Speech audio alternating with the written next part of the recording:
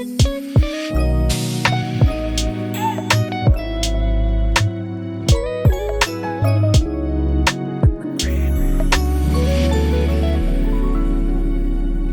up, guys? My name's Dans, and you're tuned into the Green Room, a podcast centered around all things music with a special focus on our homegrown artists, singers, producers, engineers, all of that good stuff. A place for them to tell their stories, where they're going and where they've come from. And up next, man, to anyone that knows anything about New Zealand's current music climate, our next guest should be no stranger. For the past few years, he's almost single-handedly revived Aotearoa's R&B scene, and he's built a sound quite unique to himself, which is now influencing the next wave of our young R&B artists. He's one of my favorite vocalists, especially songwriters from here in NZ, and he represents the 682 proudly. The Green Room welcomes the Big Pane, Sam V. High praise. So, brothers. To the audience, cheering, screaming. Wow. Thanks, man. That was a cool intro. Appreciate it. I had to take my time with it, bro, especially considering what you've been doing the last couple of years, bro. You seem very intentional, man. Yeah, bro. Had to take your time with it. Especially with the R&B stuff, you know, that's our home. And yeah, bro. So I guess just so you come back from Aussie. Yeah. So what have you been up to recently with the Oz stuff and that? I was in Melbourne for a festival called Uranboy, an Indigenous First Nations festival. So it's my first time performing out in Melbourne. I'm fortunate to have the astronauts come and back me, and Shout then out to the boys. Yeah. shout out to the brothers, and then just spent the week over in Sydney songwriting and just being a little shit. Just running amok. Yeah, I know you were telling me some stuff before. On air, but we won't repeat just it. running amok, bro. Well, we can repeat it, bro. I tried I broke into a club and was just being a little flirty boy, you know? The bird jumped the fence, apparently. Eh? Well, you know, some things you got to do. Yes. You know what I mean? It's a little rush, a little bit of life, eh? So if anyone in Sydney remembers that, mate, hit up the Green Room. We'll get some more insider scoops. Yeah, anyone's got any footage? Any security tape for the Gumby dude trying to jump the fence, you know?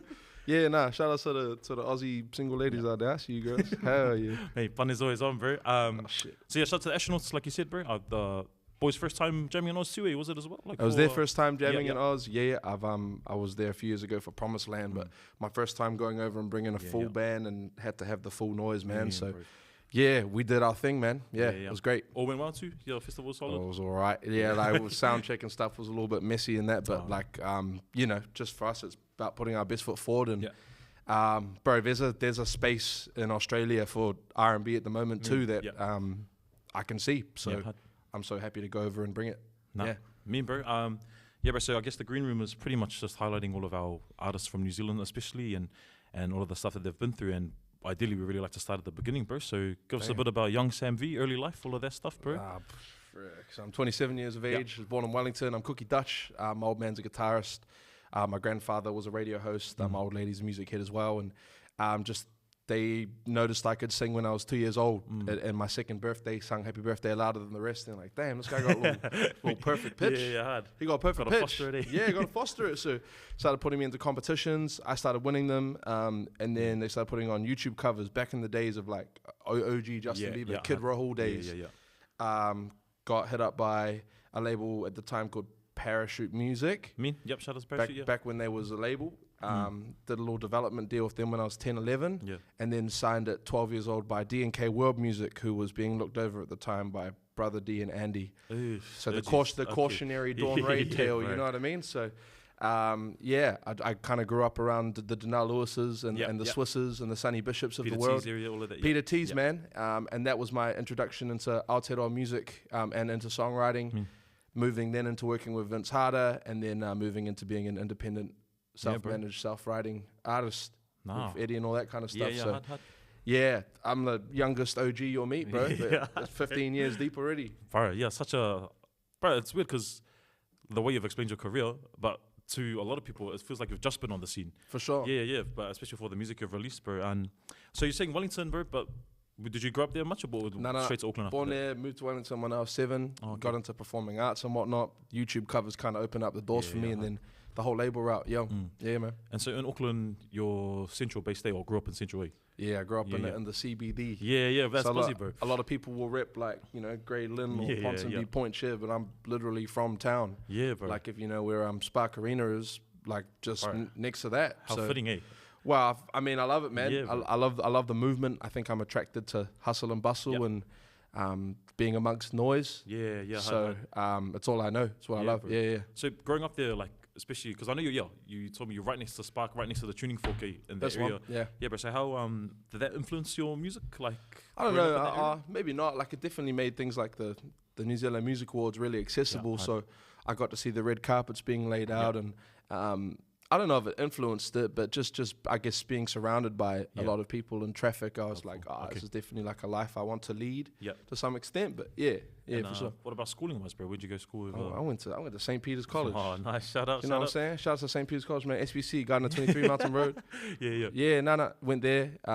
Went to Parnell Intermediate and that, Yeah. and then, SBC, baby. Yeah. Was any of like those schools help your music journey, or you're already on it pretty much? I was already on a Yeah. journey from 4 years old, man. Yeah. So I think it was inevitable. I was going to be a musician. Yeah. Even if I tried to convince myself otherwise, or Was always tried to say I was going to be a lawyer, rugby player, bro, I was always going to fall into music. But I think Peters was definitely more like trying to get me into like a jazz music 100%, route, not so much secular. But here we are. Yeah, that's like me because I went to a private Catholic boys' school too. I went to Sacred out east, and bro, it's all just like one size like fits all. Like, you want to do classical, get classical or jazzy. Shout out to One of Mr. those O'Donnell, things. man. Yeah. I thought, bro, AD, shout out to that guy. Yeah. I don't know where that guy is, but bro, if you had the chance, would you go back and try like rework like curriculums for music like in those schools? Because I think that'd be something you'd mean at. Yeah, it's for quite sure. versatile, you know. Yeah, 100%. I love working with young people too and stuff. Yeah. So, I don't know. I think the school curriculum served me in terms of I got familiar with jazz standards and classical shit. Yeah. I say shit, but I think I would like to go back and just maybe give more of a real view on what 100. a music career would look like Yeah. for young people, because I didn't get that from school. Yeah, and I don't think a lot of people do who want to do music. There's No. no real career paths except they'll just tell you go do uni and then Go do your theory and all that's that, pretty but much it. like I've never used theory in my life. Yeah. I can't read music. Yeah. Bro, I don't think a lot of the musicians can. I can't Nah. try my best, but yeah. See, just Yeah, run. it's all vibes, Everyone just vibes and runs numbers and Yeah. stuff, you know. Yeah. Nah, but and like the other part of it is because you're cookie as well. Hey, you cookie and Dutch that you said. Paneer Dutch and Yeah. and Kiwi. Yeah. Yeah, and was your cookie side more musical? Nah. My cookie side was frugal. That's what it was.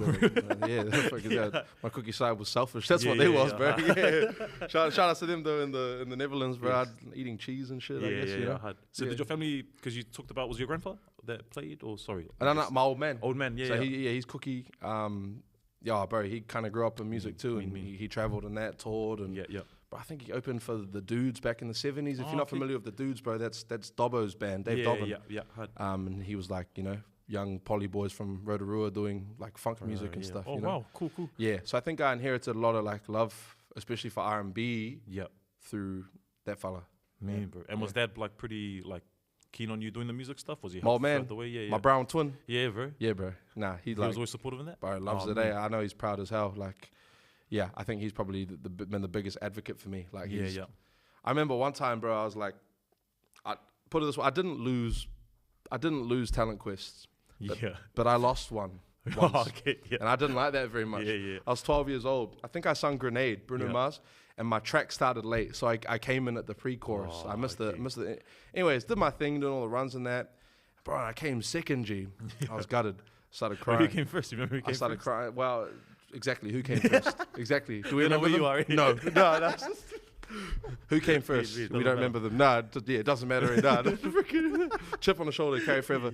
Nah, I remember my old man went to the judges, bro, and he was like, "What are you?" He was like, "You got us talented, freaking." He was a Yeah. woo. Nah, that's cool, bro. Because I love touching on like the parent influences because. Some people don't have that, bro. Especially they want to do music, and some people it's not a real viable career path for. Well, that's what they think, when they're talking about their kids. Yeah, man, we might have maybe a bit like too much like competitive. Like, yeah. I definitely wasn't a good Had to loser. win. I started crying, bro. Yeah. So I gotta find a photo of it, Oh, bro. bro, shout out to Des, because bro, son's doing solid, bro, doing awesome, bro. Yeah. So I guess it worked in the long run. I think to some extent it fueled me to be like really. I kind of view it a little bit like sport, man. Yeah. Every time I perform, I'm not trying to perform to get through the set. Yeah. Trying to perform to make you remember. Yeah. Trying to perform so you don't forget. Hard out. That's kind of always my co-papa when it comes to anything musical was like, bro, if you forget what I did, then I didn't do my job.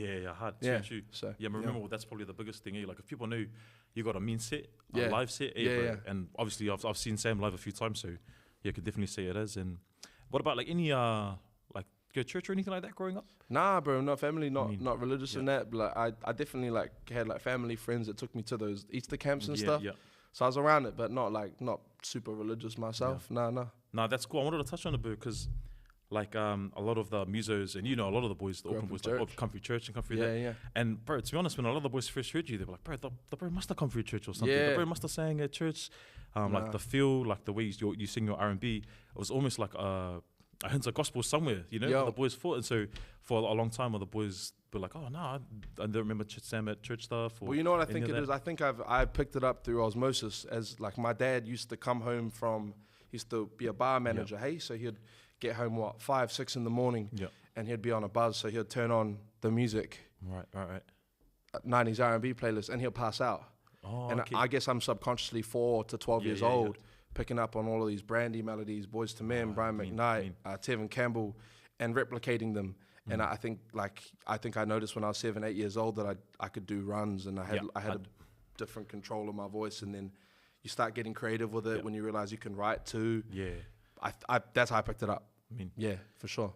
And so we'll get into your journey now, bro. When did it because you've been releasing music for years, even when you were younger. When was your first taste of the industry, bro? Like when was that for you? I don't really know. Taste of the industry, because I said I've just lived it.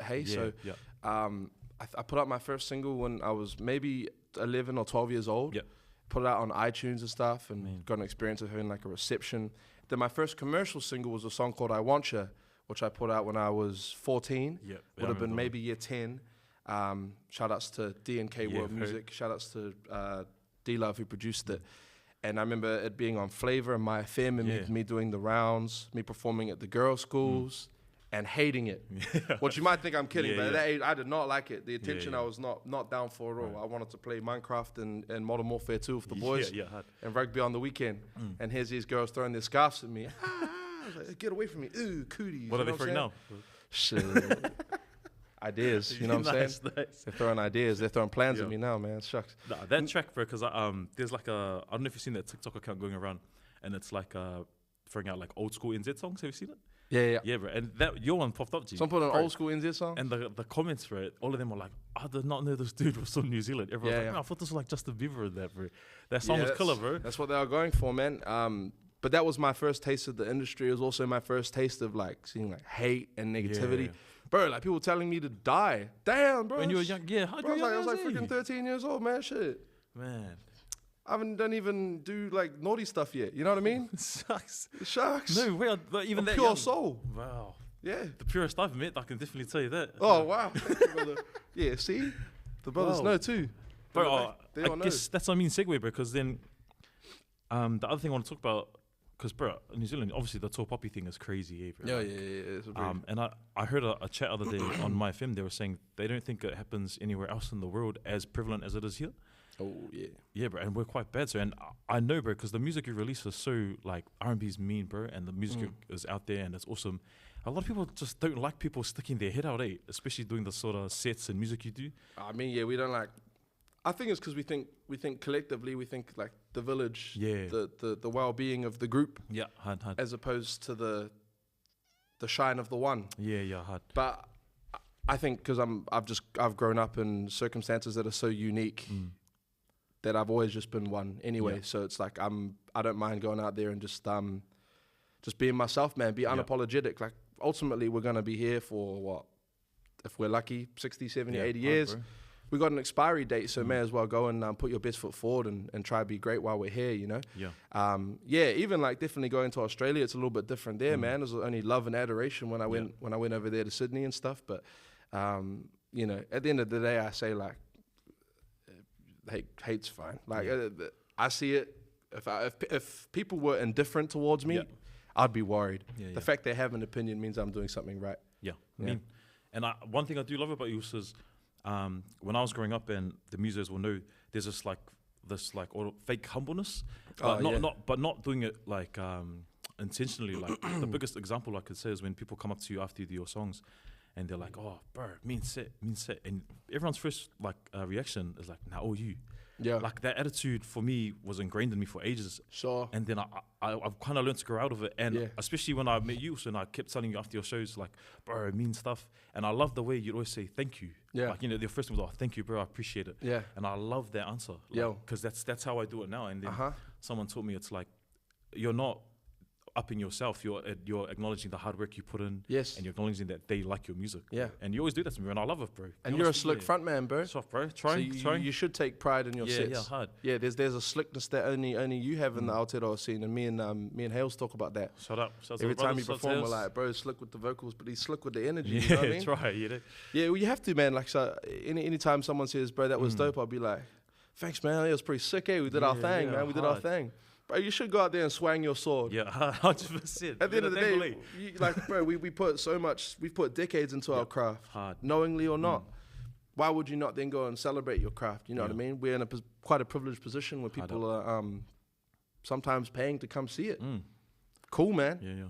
Swang that sword, boy. Yeah, and if that person who said it to you, if you give them that reaction and they go back and be like, oh, bro, that guy's a dick. That's not like, then you know they weren't genuine in them thanking you. That's a reflection of them. Yeah, 100%. Not me. I always say that, like, sometimes people will be like, man, like, bro, you're one of the best people at doing this in the country.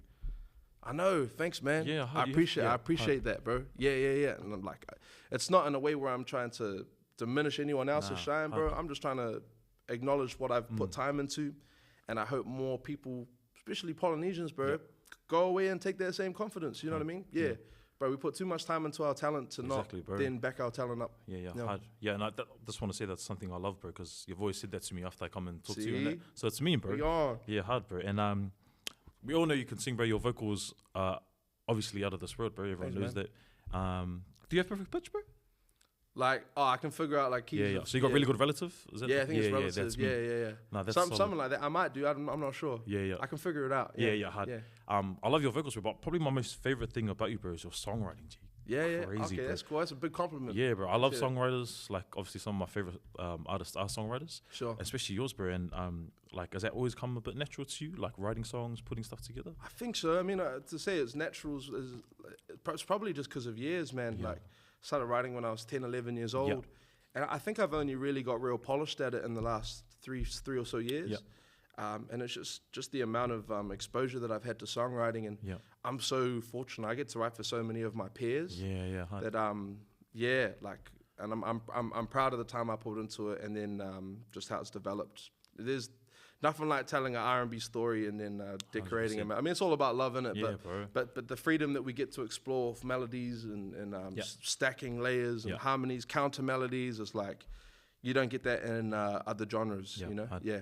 And touching on the songs you've done, your stacking and all of that stuff, I'd probably say my favorite song, bro, from you is Biker Boy, bro. Oh, yeah. Bro, I love that track. And the reason I love that track is because I've heard your other R&B songs where they're pure R&B, like, all your harmonies, you've stacked everything, like, the music is mean, the arrangements are solid. The thing I like about Biker Boy, bro, is that you can strip back real easily, and it's still just as good, bro. And bro, I love it. Is that Aaron and Eddie on that one? That was, I think, yes. Yeah, bro. I love that one. I love the and the songwriting in that one, bro. Is that like something you like doing more, or you don't mind going for either way? Either or. I mean, I think guitar for me, like the sound of a guitar opens up my songwriting. Right. That song we made in COVID, I started a Discord songwriting community called the Vailima Songwriting Club or whatever. And I think we had 30 or 40 people in the call. Yeah. And Astro had sent me that beat. I sent him a reference. Can you make me a beat like this?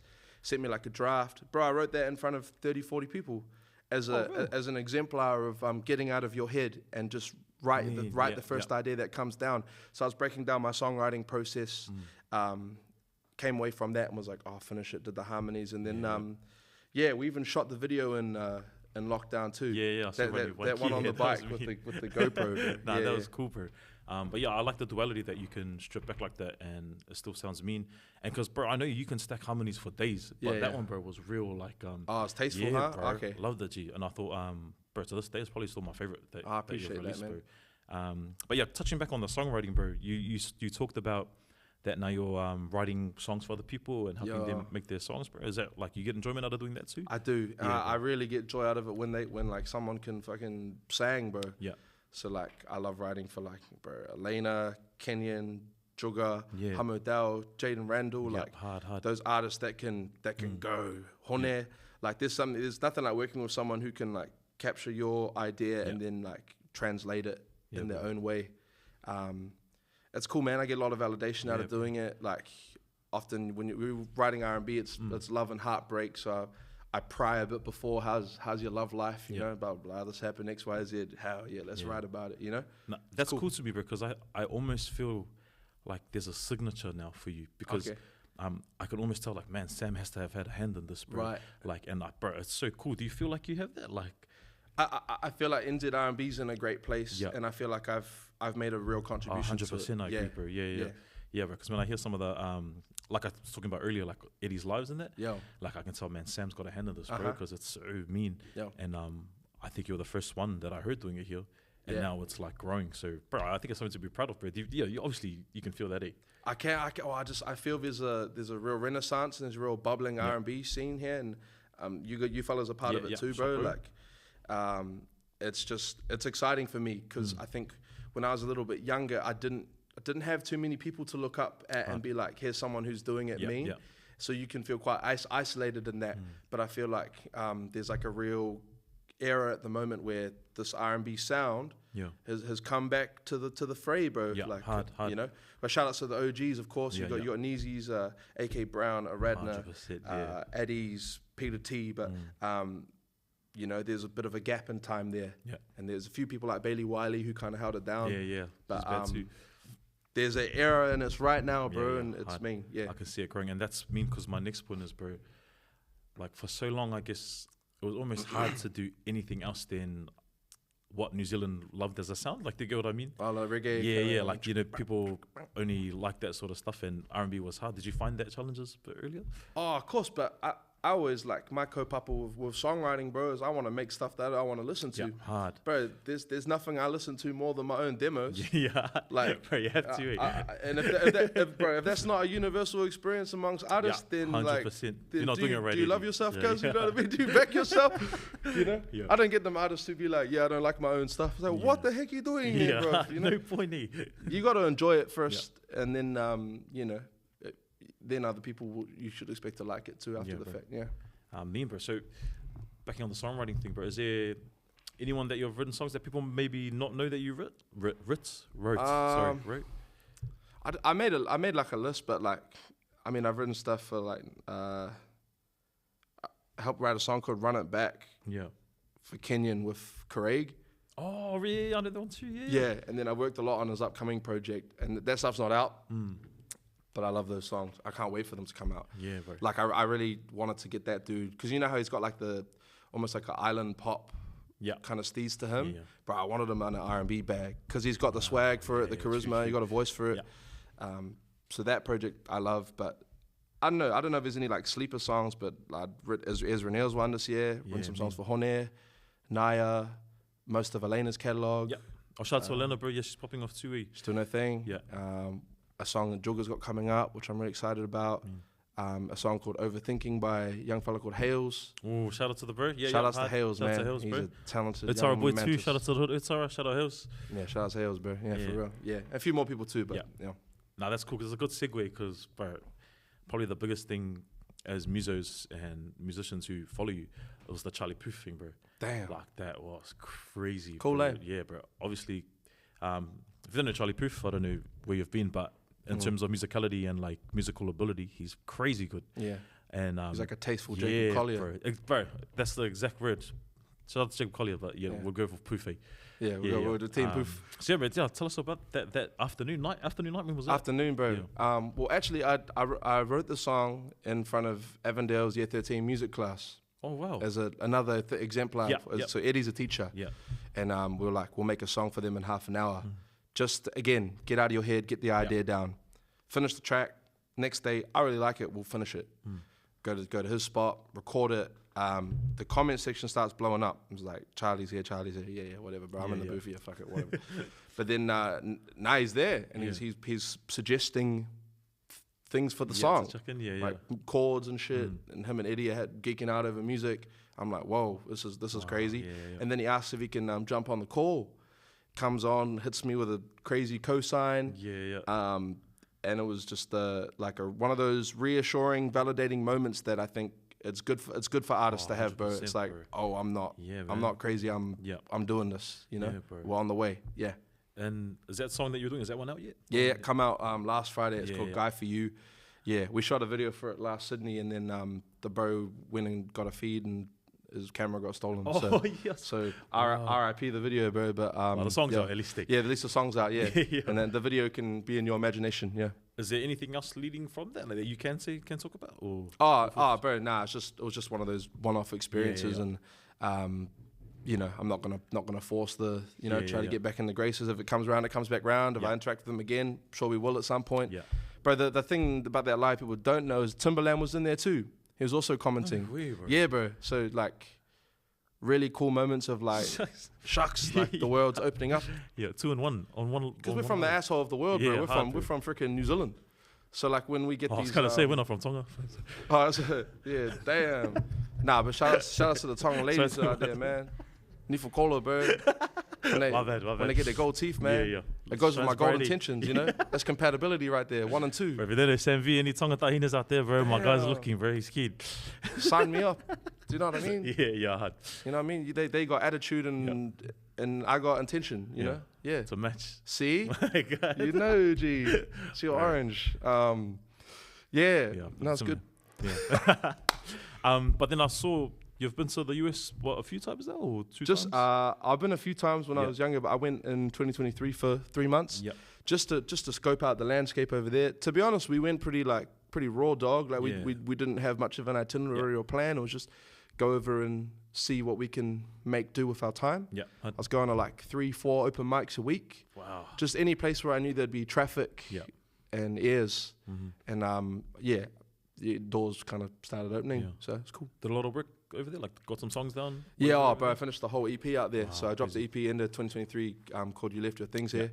And I think most of it, or all of it was made over there, bro.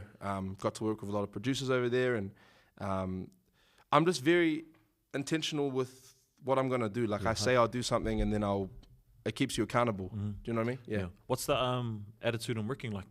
How different is it from New Zealand to... In America? Yeah. So over here, they have a certain specific person for each role. Right, they have a top liner, songwriter, like an engineer, an assistant engineer, a producer, a session musician, and the artist. Yeah. So many different fingers in the pie, whereas here I feel like you have your songwriter and the artist. Do you know what I mean? Hard. Yeah, so I think over there it's a bit different. But the pace is a lot faster. Yeah. If you want, you can do 3 sessions a day there.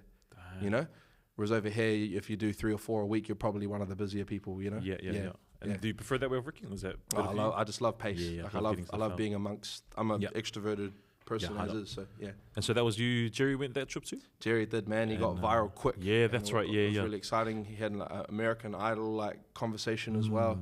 Ed was there for a little bit. Christian was there for a bit.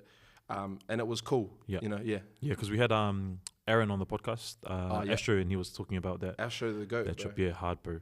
Yeah, and I think that's another reason we talked about why R&B was sort of underappreciated here, because he still doesn't get his flowers, like Astro in a sense, like, and he's the most considering humble, what he's done. Yeah, he's the most humble.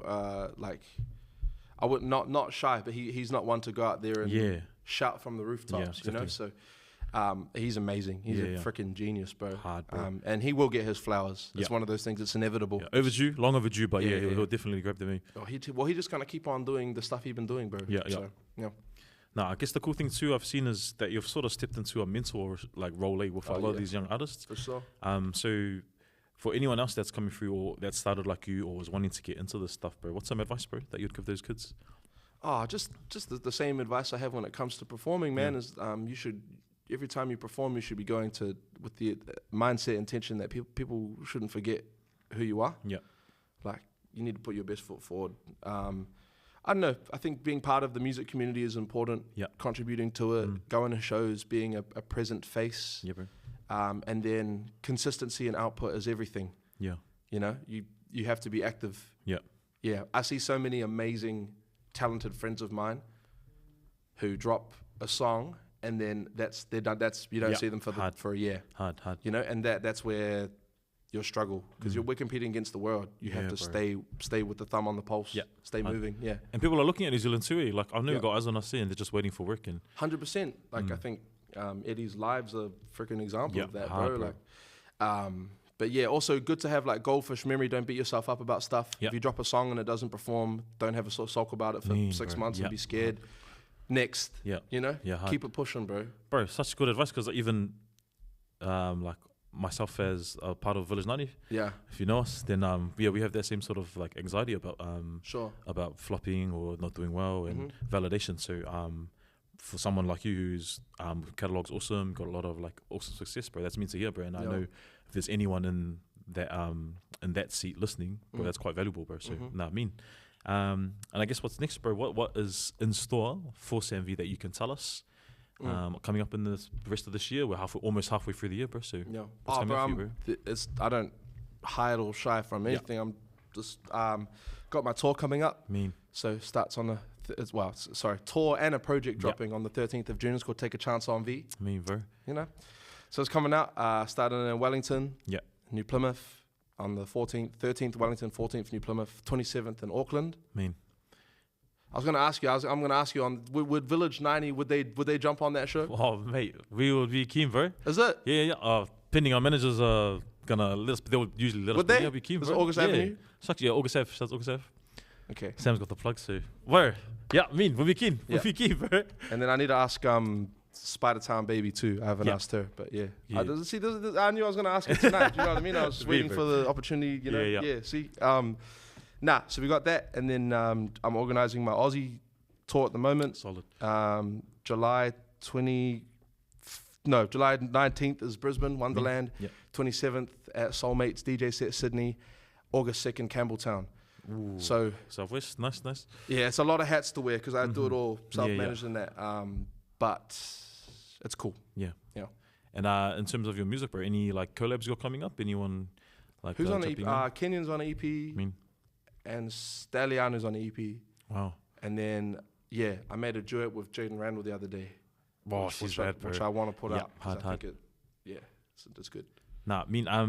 For anyone who might not know Sam V, who is new to your catalog, what's 3 songs you want them to listen to, bro? Oh, so this is a good question, man. 3 songs. I'm trying, man. I got to stutter. I'm trying to overcome. It's part of my condition. I'd say 90's Fine. Yep. Yeah. It's like probably like a good overall overarching reflection of the sound. Oh, I like a song called Afterthought quite a lot. Yeah. Afterthought is nice, bro. And I don't know, there's some other people in the room, like, what would you say, Kanan? Biker Boy. Let's check out Biker Boy. See, you like that one? Biker Boy, huh? Yeah, Come Through is nice too. Yeah, maybe those 3. Yeah. Actually, check out Sam's live studio stuff too. Yeah, that's a go. Go on YouTube, check out Sam doing his live studio sessions, bro. Those are mean too, so I'll chuck those in there. Yeah, going back to that point of live, and maybe like another advice thing that I have, like with performing, I always say like you should work yourself to a point where as a performer, if you strip away the packaging, you strip away the sound, the lights. That's it, bro. You're just left with a mic. Can you swim? Yeah. 100%. Yeah. Will it still hold up, eh? Can you swim? Yeah. Hard. Can you make it work? Nah, bro. Yeah.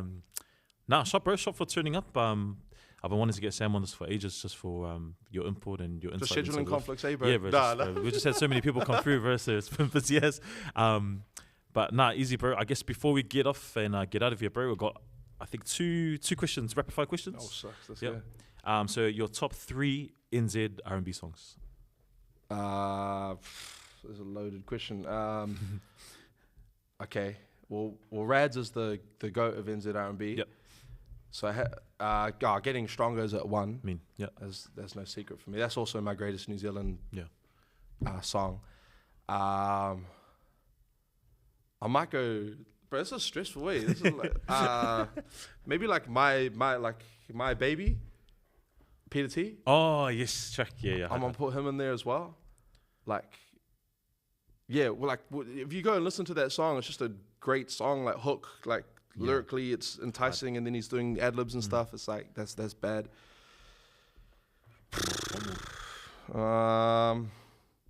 Bro, it's so stressful, bro. What, like... Oh, no. Sugar, Bailey Wiley. Oh, I mean...